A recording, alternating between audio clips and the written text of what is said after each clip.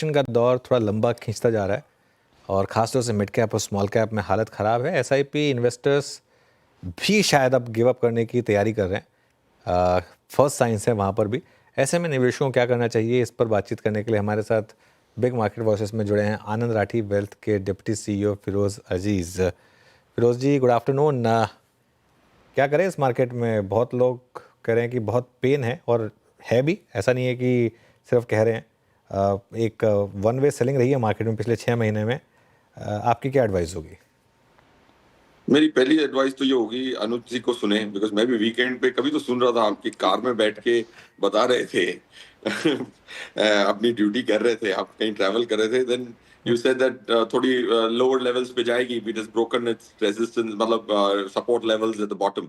सो कुल मिला के आई थिंक, देखिए क्या है कि ट्रेडर एक होता है, माइंडसेट होता है, एक इन्वेस्टर का माइंडसेट होता है। मेरे हिसाब से इन्वेस्टर माइंडसेट के लिए बहुत अच्छा समय है बाई करने का। ऑफ कोर्स जाहिर सी बात है, people will take you to the pinch of salt, बोलते हैं भाई तुम तो इक्विटी के हो, हमेशा बुलिश ही लोगे। ऐसा नहीं होता है। अगर इन्वेस्टर है, 5 साल का पैसा है, 3 साल का पैसा है, तो कोई फिगर करने की बात नहीं है। इसके आंकड़े दर्शाते हैं। मैं क्या कहूंगा, आंकड़ों की जो मजबूती होती है वो कुछ ज्यादा ही बयान करती है। अगर मैं देखूं लास्ट 23-24 साल में से, जो अगर फाइनेंशियल ईयर में बॉटम हर साल का एक ट्रफ लिया जाए, अगर किसी को पता होता और भगवान उनको बता देते कि भाई ये ट्रफ है, तो मार्केट अगर उस दिन खरीद लेता तो 44% की 1 ईयर रिटर्न बनती। जाहिर सी बात है, वो किसी को पता नहीं होता कि इस साल का यही बॉटम है या कोई और बॉटम है। अब अगर हम इस फाइनेंशियल ईयर की बात करें तो 2025 एफआई में 4 जून 2024 was the worst level of Nifty, which was करीबन करीबन 21,833। उससे हम 3-4% ही ऊपर हैं। अगर आज खरीदते हैं तो प्रैक्टिकली बॉटम की लेवल ही मान सकते हैं, अज्यूमिंग मार्च में और बॉटम नहीं एस्टेब्लिश होता। तो वर्स्ट रिटर्न रही है 11% की, बेस्ट रिटर्न रही है 60-70% की, और एवरेज रिटर्न रही है 44% की। देखो, किताबें तो कहती हैं अनुज सर कि नीचे खरीदें ऊपर बेचें, बट जज्बात वो करने नहीं देते, और हम आंकड़े दिखा के उसको करने पे थोड़ी ज्यादा संभावना लाते हैं हमारे इन्वेस्टरों की। And that's what I am trying to do on this channel of yours. Firoz भाई, पहली बात तो थैंक यू सो मच, आपने जो वो बात कही उसके लिए। अच्छा लगा सुन के। खैर, हमारा काम है सैटरडे और संडे इस तरह की बातें करना। लेकिन फिरोज़ भाई, एक और चीज़ जो मैं आपसे पूछना चाह रहा था कि मार्केट में अब काफ़ी लोग ये पूछ रहे हैं कि जो मिड कैप और स्मॉल कैप में जिस तरीके का पेन आया है, उसके बाद क्या यहाँ से अब पैसा शिफ्ट कुछ समय के लिए लार्ज कैप में कर ले, या फिर अभी भी मिड कैप और स्मॉल कैप में अपॉर्चुनिटीज हैं? अनुज सर, बहुत अपॉर्चुनिटीज हैं, और small cap specially, if I start from small cap, देखिए स्मॉल कैप में 250 एनएससी 250 स्मॉल कैप इंडेक्स जो है वो अनिवार्य है एक म्यूचुअल फंड मैनेजर को अपना बेंचमार्क चुनना, टियर 1। उसकी अगर मैं बात करूं 250 स्टॉकों की, तो उसमें एक स्टॉक है 4.8 पीई का, और दूसरा है 967 पीई का। तो इन सबको एक ही नाम में दर्शाना स्मॉल कैप, ये मेरे हिसाब से थोड़ी वन साइज फिट्स ऑल की जो फिलॉसफी है वो उसको एक्सट्रापोलेट करना माना जाएगा। सो आई थिंक स्मॉल कैप में एक सबसे छोटा स्टॉक भी है, सबसे बड़ा स्टॉक 62,000 करोड़ का है। तो इसमें अगर आप बॉटम अप जाते हैं तो काफी सारे अपॉर्चुनिटीज हैं। अगर देखें जैसे कि ये जनवरी से जो गिरावट चालू हुई है small cap and mid cap में, तो उसमें अगर आप देखते हैं तो एक चीज निकल के आती है कि जो काफी सारे स्टॉक्स हैं जो इस क्रैश में बहुत मजबूत रहे हैं। अब मैं देख रहा था top 25 stocks of NSC small cap 250 इस कैलेंडर ईयर में, काफी सारे हैं जो पॉजिटिव हैं, 25 स्टॉक्स या 27 स्टॉक्स ही पॉजिटिव हैं। उनकी जो शेयर होल्डिंग पैटर्न है कितनी स्ट्रांग होनी होगी कि ऐसे गिरावट में भी उनका शेयर होल्डर डामाडोल नहीं होता। और लार्ज मार्केट कैप गिरना नहीं, गिरे नहीं ऐसी गिरावट में, तो वो बहुत अच्छा स्ट्रांग स्टॉक माना जाता है। उसकी ओनरशिप बहुत लॉन्ग टर्म ओनरशिप होती है, तभी ऐसा होता है। सो आई पर्सनली थिंक अपॉर्चुनिटी है, और अपॉर्चुनिटी के लिए बॉटम अप, और आपके चैनल पे तो काफी सारे अपॉर्चुनिटीज दिखाए जाते हैं, specially if they've gone through a stress test, करना चाहिए। बट अगर जेनरिक बात करूं मिड कैप और स्मॉल कैप में जो कार्नेज आया है, आई थिंक स्मॉल कैप का वाजबी है। मिड कैप में आप मानेंगे नहीं कि अब मैं आपको, आप तो ट्रैक कर रहे होंगे, 22-23% की अर्निंग्स ग्रोथ आई है Q3 में 150 स्टॉकों की, निफ्टी निफ्टी मिड कैप 150 की।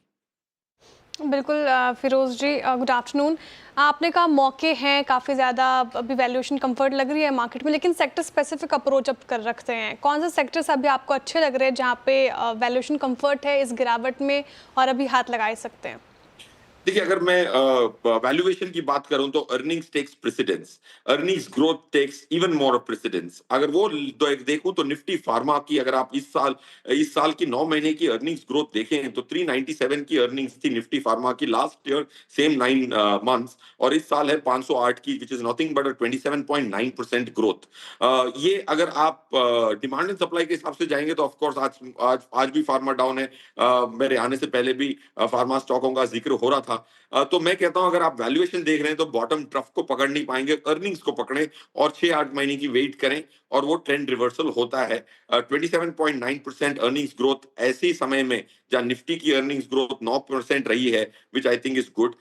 Q3 का भी 27.5 है, जहां पे आई थिंक अर्निंग्स जब स्लो डाउन हो गई सेकेंड और third quarter of this financial year में भी उसकी 34 और 27% की अर्निंग ग्रोथ आई है। So Nifty pharma is a good contrarian bet, not on the current demand and supply, but 1 साल 1.5 साल के पर्सपेक्टिव से अगर कोई स्टॉक्स को बॉटम अप चूज करना चाहे तो।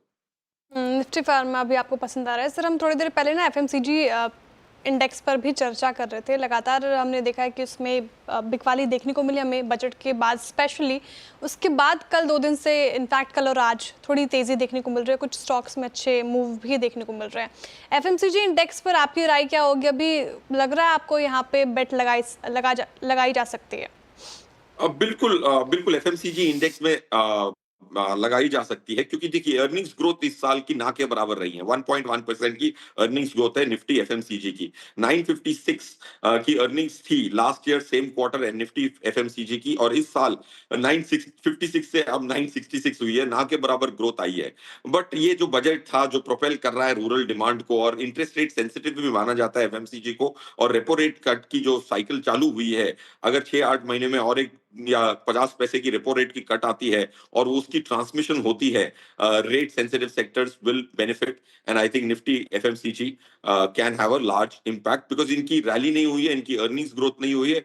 बट आई थिंक जो टैक्सेशन की जो रियायत मिली है इस बजट में वो पूरी तरह से ट्रांसमिट नहीं होगी, क्योंकि लोग पहले से पुराने टैक्स रिजिम में थे और बेनिफिट ले रहे थे। जो 80,000 का बेनिफिट हम सब कह रहे हैं सबको मिलेगा, वो नहीं मिलेगा, क्योंकि काफी सारे लोग बेनिफिट तो ले ही रहे थे पुरानी वाली रेजिम में। बट फिर भी उसका जो किकर मिलेगा और रेट सेंसिटिविटी का जो किकर मिलेगा, I think it's a good sector from a defensive stand point. Okay, Firoz भाई, ये आईटी जो खास तौर से मिड कैप आईटी में बहुत बड़ी गिरावट आ रही है। अब आईटी इंडेक्स भी 200 मूविंग एवरेज के नीचे।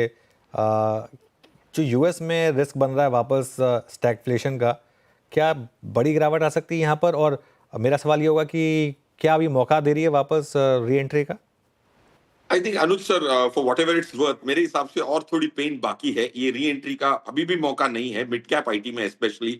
अगर आप देखें तो काफी सारे एफआईआई पोजीशंस बिल्ड थे मिड कैप आईटी में, और एफआईआई के दो किस्म के होते हैं, जो लॉन्ग टर्म वाले इंडेक्स वाले होते हैं और दूसरे होते हैं जो आप करते हैं या फिर हेज फंड्स होते हैं। वो बहुत जल्दी से एंटर करते हैं, बहुत जल्दी से एग्जिट करते हैं। मेरे हिसाब से अभी भी उनकी जो एफआईआई होल्डिंग है that's not got normalized to its initial level of 1 Jan 2024। तो मेरे हिसाब से अभी भी मैं कहूंगा कि थोड़ा वक्त और देना चाहिए मिड कैप आईटी की। अभी भी एवरेजिंग आउट का समय मेरे हिसाब से, like I said, for whatever it's worth, is not come yet. बिल्कुल।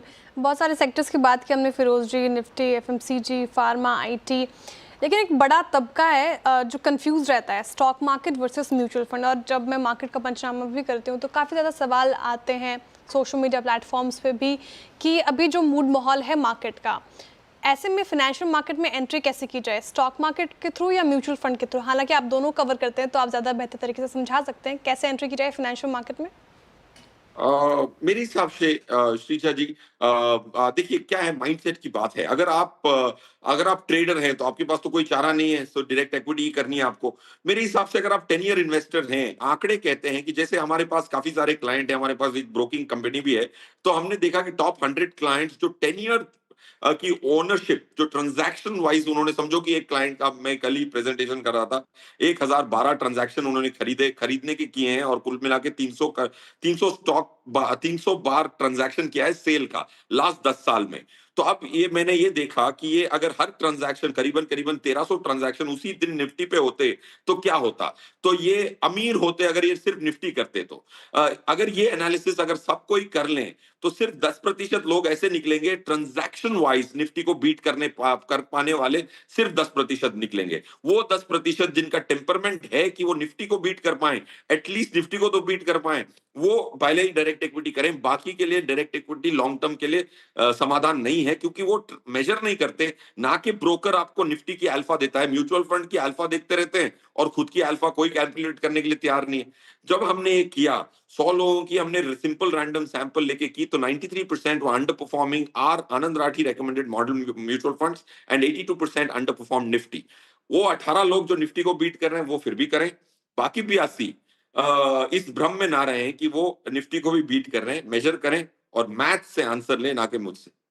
ओके, बहुत अच्छी बात कही। और सिंस आपने बात कही ही है तो ऐसे ही शानदार एनालिसिस के लिए आप जुड़िएगा हमारे साथ मार्केट गुरुकुल में, क्योंकि फिरोज़ भाई वैसे बहुत कम करोड़पति लोग होते हैं जो अपना सीक्रेट शेयर करते हैं, बट फिरोज़ भाई शेयर करने को तैयार हैं।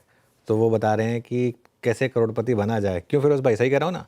बिल्कुल Anuj ji, it was one of my most entertaining weekends to spend some time with you. Last time market Gurukul season 1 में बहुत मजा आया था मुझे।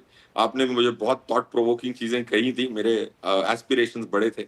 अगली बार वापस 22nd 23rd मार्च को है। I am really looking forward to it. बिल्कुल। तो देखिए, अगर बनना है करोड़पति। अच्छा फिरोज़ भाई, वैसे अब आप मजाक उड़ा रहे हैं हमारा, मतलब इससे ज़्यादा क्या एस्पिरेशन होंगी आपकी? अब भगवान अगर ने सब कुछ तो दे दिया आपको। अब भरी महफिल में अगर मैं कहना चाहूं तो आपने मुझे कहा था फार्म हाउस लेने की आपकी चाह है, मैंने खरीद भी लिया अलीबाग में, और मैं अपने पेरेंट्स को मैसूर से मूव करने की फिराक में हूं। So I really grateful to you. अरे हमें तो नहीं इनवाइट किया आपने। अब बन जाए सर, फिर आपके लिए तो वो हमेशा खुला होगा दरवाजा।